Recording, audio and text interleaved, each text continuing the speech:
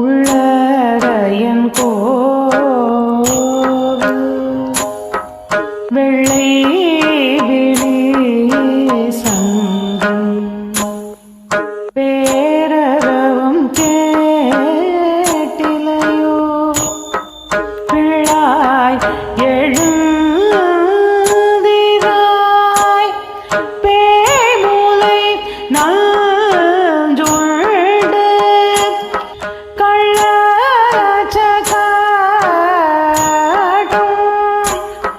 கலக்காடிய காலோச்சி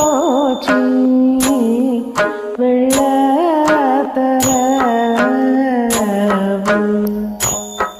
துயில வந்த வீத்தினை உள்ளத்து கொண்ட முனிவர்களும் யோகிகளும் மெல்ல எழுந்து ஹரிகின்ற பேரரவும் உள்ளும் புகுந்து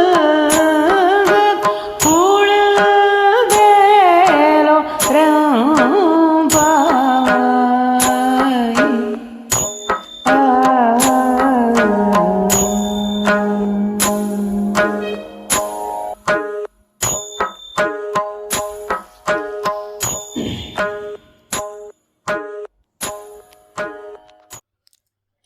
திருப்பாவையின் 2ஆம் பகுதி இந்த பாடலில் இருந்து தொடங்குகிறது.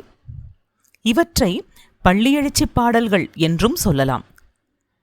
இந்த பாடல்களால் 10 வகையான கோபியர்கள் எழுப்பப்படுகின்றனர். இந்த கோபியர்களை பக்தர்களின் வகை என்று கூட கொள்ளலாம்.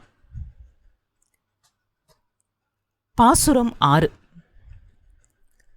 பிள்ளாய், பிள்ளைமை தன்மை உடையவளே, உறக்கத்திலிருந்து எழுந்திரு. பறவைகள் தங்கள் கூட்டிலிருந்து எழுந்து சப்தம் செய்கின்றன.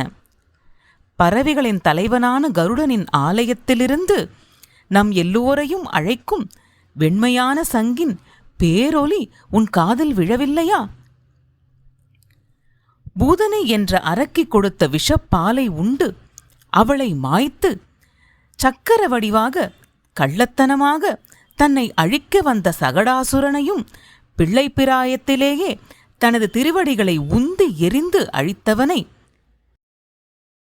பார்க்கடல் வெள்ளத்தின் இடையில் திருவனந்தனாகிய ஆதிசேடன் மீது யோக நித்திரை புரிகிற உலகின் வித்தானவனை, முதற்காரணமான பரம்பொருளை மனதில் தியானித்து முனிவர்களும் யோகியரும் விடியற்காலையிலேயே எழுந்திருந்து உரக்க ஹரி ஹரி என்று எம்பெருமானின் திருப்பெயர்களை உச்சரிக்கிற பெரும் சப்தம் உனது உள்ளத்தில் புகுந்து குளிர்ச்சியை விளைவிக்கவில்லையா?